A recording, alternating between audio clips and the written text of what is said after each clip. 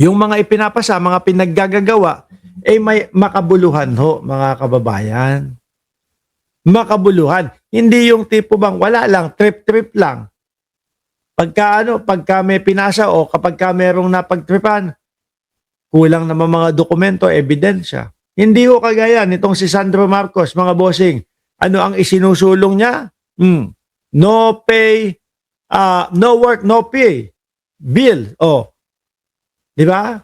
Pero, tinatamaan ho yata yung mga senador at mga congressman ng mga DDS, mga bossing. No? Tinatamaan ho yata yung mga senador at mga congressman na mga DDS. Pero matagal na hong isinusulong to ni Sandro Marcos.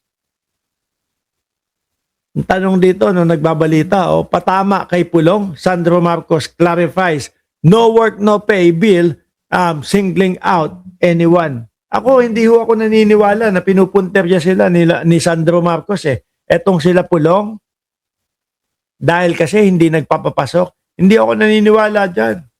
No? Bakit to? Kasi matagal na nga dapat isinulong niya, kagaya nila Bato. Mahahagip lang ho talaga. Mga bossing. Tsaka ito ang tagal nang bumabanat ng mga Duterte dito sa pamilya Marcos, lalo na kay Pangulong Bongbong Marcos. Pero may narinig po ba kayo na pagganti, pagbawi ng isa man lang sa pamilya ni Pangulong Bongbong Marcos dito sa mga Duterte? Wala lang.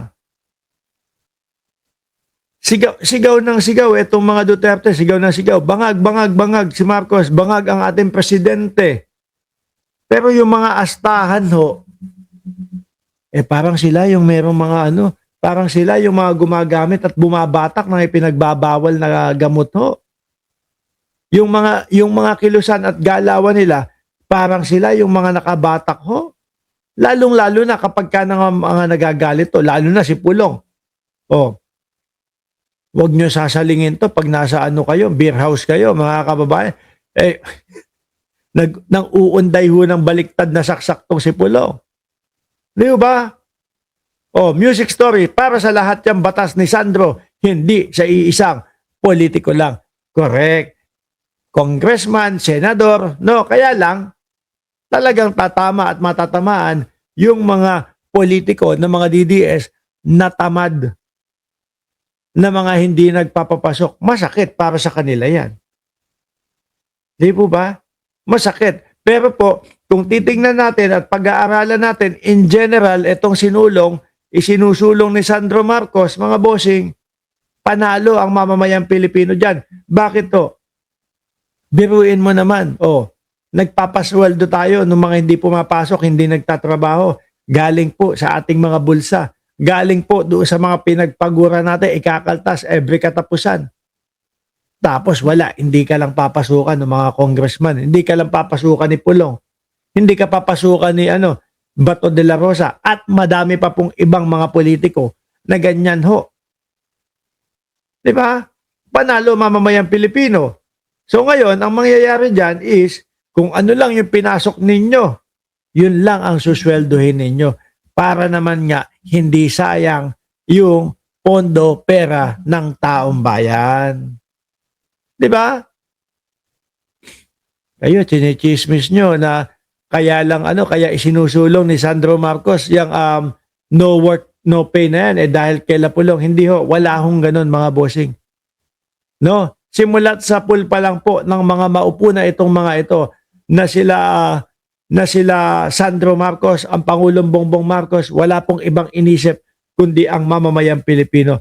Grabe na nga yung pagbato sa kanila ng putik di ba? Rodolfo Ponsones, grabe na yung mga paninira sa kanila Pero gumanti ba? Wala. Natatawa, nangingisi na lang si Pangulong Bongbong Marcos diyan sa mga pinagsasasabi at mga pinagbibibintang ho nila. Mga kababayan. Sabi ni Marijo, nakikinig lang ako kanina pa. Masama ang pakiramdam ko. Aba, dapat magpagaling ka. Di ba?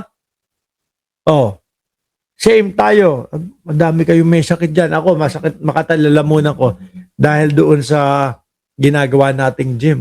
Ganyan yung Sandro Marcos, mga bossing, may katuturan, may katuturan, di ba? May kapupulutan talaga ang mamamayang Pilipino. At hindi lang ho yan, mga bossing. Hindi lang ho yan. Ano pa? Eto pa. No? Nako, eto, madaming matutuwa dito sa isinusulong ni Sandro. Bakit ho, mga kababayan?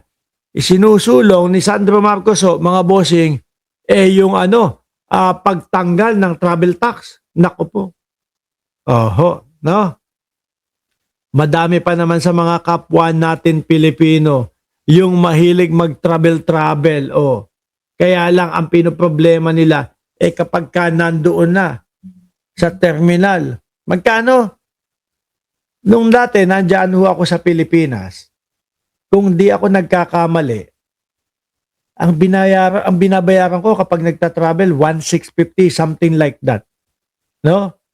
1,650. Biruin mo, kung ilan kayo, 4, 5, kayong pamilya. Kulang-kulang 10,000 na ho agad. Di ba? Tama ako, ayan, hanggang ngayon. Parehas pa din ho ba? No? Parehas pa din ho yung binabayaran na 1,650. Pag pupuntang Hong Kong, travel tax. Hindi ka naman OFW. 1,650. Pag 5 kayo na buong pamilya, kulang 10,000 na. Laking bagay no na kung talagang gusto mong makapagliwaliw, ha? 'Di ba? Kung talagang gusto mong mag-travel kasama pamilya mo, di doon pa lang ubos ka na. 'Di ba? Ngayon, ang sinusulong ni Congressman Sandro Marcos, pagtanggal sa travel tax, mas abot kayang paglalakbay. Oo nga naman. Biruin mo yung magkano, kulang 10,000. Sa pera ng Estados Unidos, magkano na yon? Kulang 200 dolyar. Madami ka na mabibili kapag nasa labas ka, di ba? Pang ilang kain mo na din yon. Kung ikaw magta-travel ka sa mga Hong Kong, sa mga Macau, mura lang naman yung mga pagkain dyan. Ilang beses mo ng pangkain yon. Di ba?